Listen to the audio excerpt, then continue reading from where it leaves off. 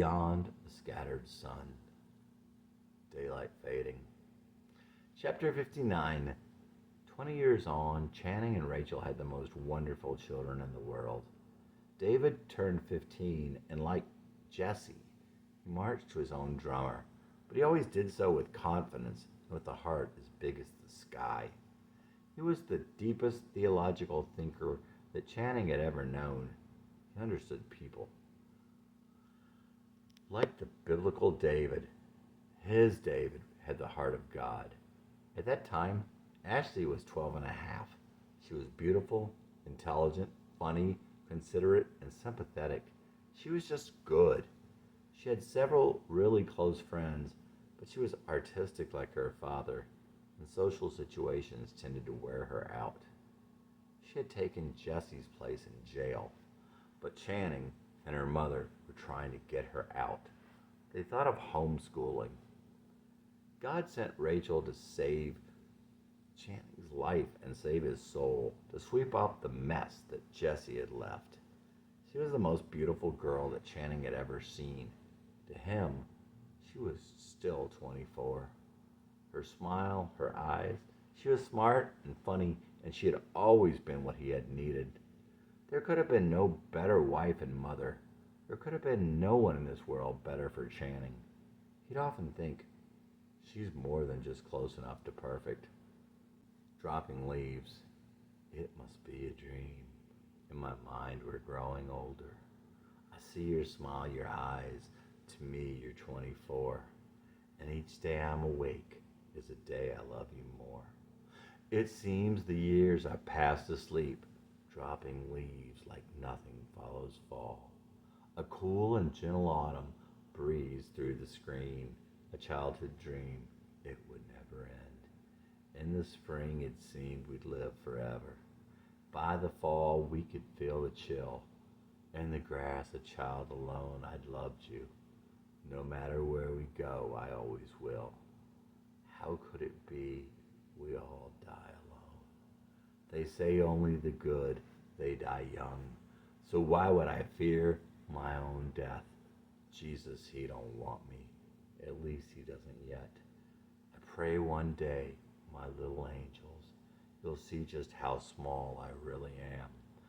That day you'll see your souls stretching to your Maker, casting comforting shadows on my eyes. In the spring, it seems we'll live forever, but by the fall, we can feel the chill. In the grass alone, my child, I loved you.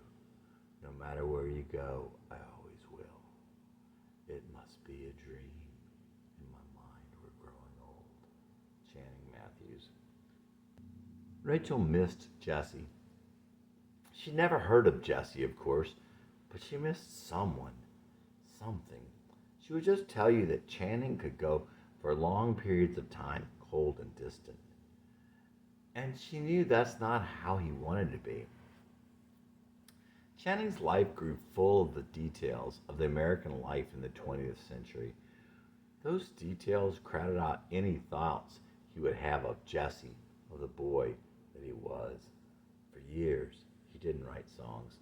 That part of him just went away when Jesse left. Those thoughts that Jesse had didn't pop into his head very often, just every once in a while when he was alone. He still liked to be alone. Well, he didn't know if still liked to be alone was true. He liked to be alone. Maybe part of him wanted to feel Jesse's presence. For the most part, though, he knew it was in his best interest that part of him was gone. Dead? That might not be the best word, but it wouldn't seem that you could go back and bring back a part of you. And Channing always assumed that he was better off. Better off if Jesse would have just left him to his new life. If Jesse had died, he would have died, and his death would have been real. His death wouldn't be just a death of some part of him. Maybe that's it. Maybe killing the soul is a lot more dramatic, a lot worse than killing the body, taking the life. It doesn't sound normal, it doesn't sound right. It's not something we think of, but perhaps it is. But anyway, Channing didn't go after Jesse, that's for sure. Maybe he didn't realize that Jesse was gone. Obviously, he hadn't given Jesse a name and hadn't even thought, oh, I've changed. I'm a different person now. But he tried hard to be that different person, tried hard to keep Jesse down, and for the most part, he succeeded. Jesse didn't die all at once. He definitely didn't die all at once that day at the laundromat. That statement, I'm not afraid of anyone, was key. It was like Jesse was trying to come back in a way. But he died a little all those times. He was probably dying a little from the moment he was born, to borrow a cliche. He'd look at all those things that, he'd look at all those times that things were so hard, he wished he was dead. He didn't want to go through them, the embarrassment, the shame, the heartbreak. Perhaps each of those times he started feeling more, I don't want this. I'd rather be someone else than this. And those feelings started to add up. So eventually, Channing set out saying he was going to bring Jesse back, or at least bring back his body. And he still intended to do that. He thought by bringing back the memories and the feelings of who he was, that would be a start. In a way, that was at least bringing back the body. Did he want to bring Jesse back? He didn't really know. He didn't know if he was better off with Jesse dead or better off with him back, or if he had to bring Jesse back. Did he have to meld Jesse into his self to go on to bring back his heart? That he didn't know either. Channing did realize where he would have to go next. He needed to look in the place where Jesse started to come back, where Channing had started to want to bring him back, when Jesse started being bigger inside of Channing's spirit. And Channing knew when that was. There was a specific day and a specific moment when it happened, but that will come in time. There are a few stories to relate first, to explain how Channing happened to be where he found himself at that time. Where was he? He was stuck. He had gone as far as he could go as Channing as he came to know himself. His personality, his self, the way he thought, his thought patterns, his heart, he could not get to where he wanted to go. And he didn't think he could just be someone else again. He tried, as stupid as that might have been. He tried and he failed. So that lonely left him with the option of finding out where he came from in order to move forward. That left him with no choice but going back to get Jesse. And then to walk forward with him, to let him come back to bury the body? Channing just didn't know. He thought Rachel would like Jesse better than him. He thought how there were glimpses of Jesse when she met him, and that's part of why she came to love him. Definitely, the cold and distant Channing was not enough for her. But the laundromat was the last time anyone saw Jesse in public. It was the last time he appeared to another human being. Somewhere down inside, well, the scars will never heal, but that's okay, 'cause I pick them still. Look down and see them bleed, the only way I know to bring him back. Somewhere down inside. Channing Matthews. Somewhere down inside was a reference to Jesse. Channing hadn't named him yet, but he had come to realize that the little boy was there and he was trapped. Channing did see Mandy one night, a couple years after Rachel and he were married. Channing would later remember thinking that Mandy looked taller, prettier, and sadder. She seemed more intelligent, confident, and maybe more mature. But she showed but she showed no sign of recognition, even though that he knew she recognized him. Nor did he. Had they grown? Again, Jessie was gone at that point. Channing was sitting at a booth for two with Rachel. He was somewhat stretched out and relaxed. His right foot was slightly in the aisle. Mandy tripped over his foot. In an earlier time, she would have thought that he had done it on purpose. Channing didn't catch her reaction, so he didn't know what she thought. She didn't know about Jessie, so obviously she didn't know he was gone. One September night, shortly before his son was born, he walked outside in their backyard under the great stars. They had such a happy house, a happy street, and a happy backyard. But on that night, it occurred to him that the next September would mark 30 years since he first saw Carrie. Channing walked into the trees and started daydreaming about his school days. He saw Jessie in a classroom looking at someone across the room. It was Carrie. It was the first day of school. There were no walls except some sort of boundary that he could see through. There was forest on the other side. Then he noticed a young woman looking on from the other side. A bell rang, and the children started to exit. Carrie left, and then Jessie. Jessie walked straight toward him and was gone. His body felt different. He saw Carrie. He was 12 again. He talked to Carrie, but it was different from when others were around. They were not quite the same children that were there in that class, and yet he didn't remember being older. Finally, they parted, and he was left standing in the wood.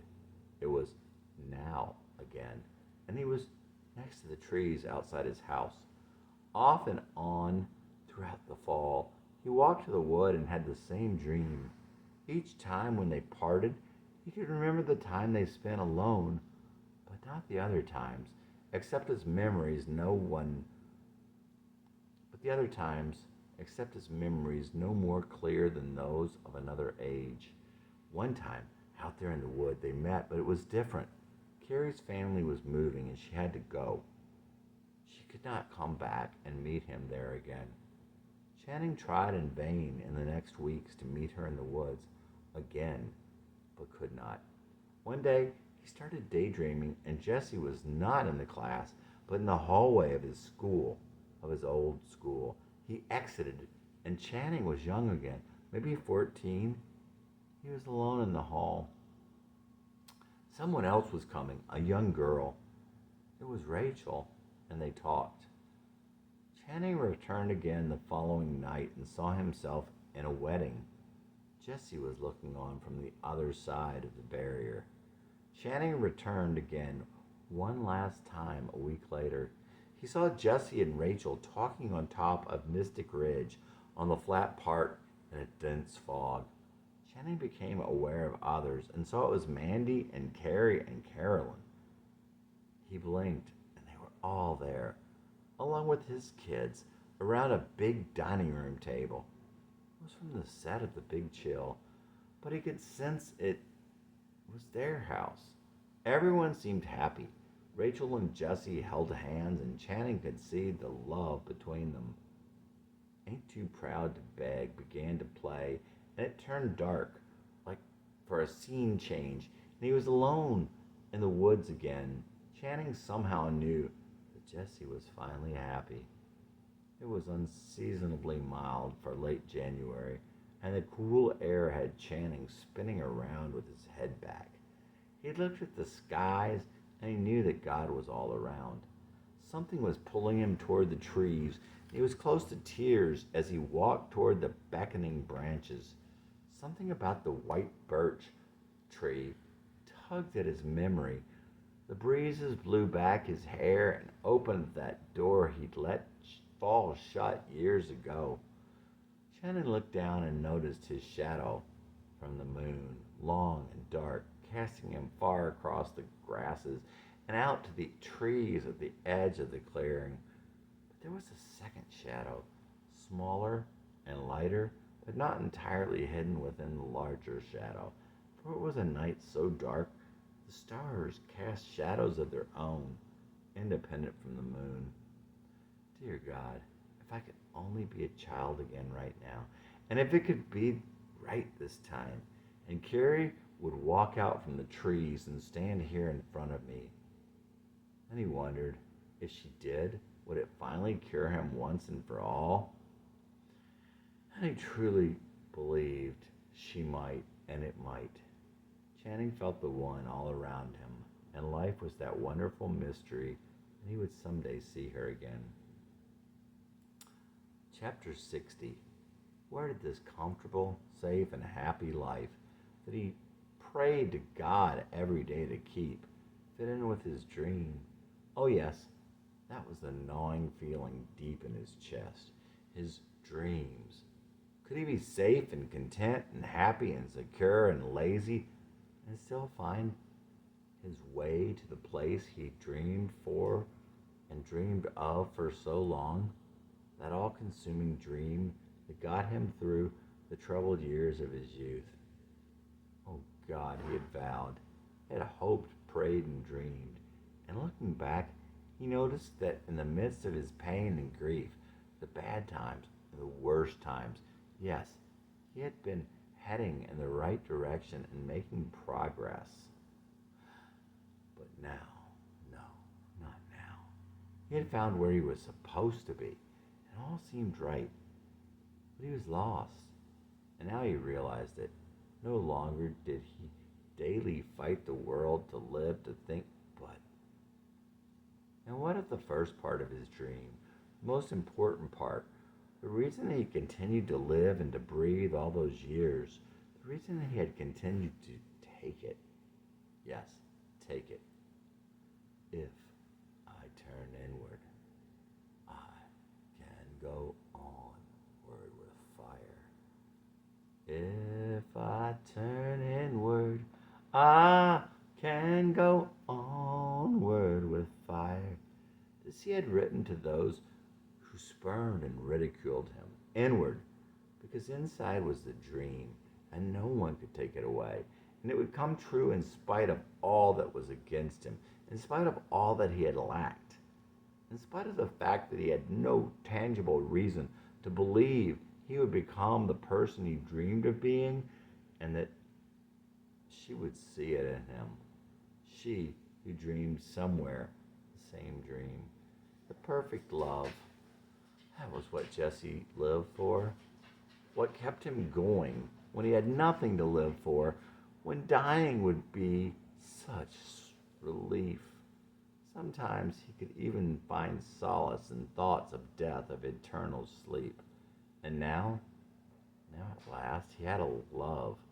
Where did this love fit into his dream? She was the one who dreamed the same dream.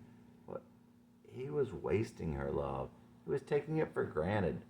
The perfect love of his dreams.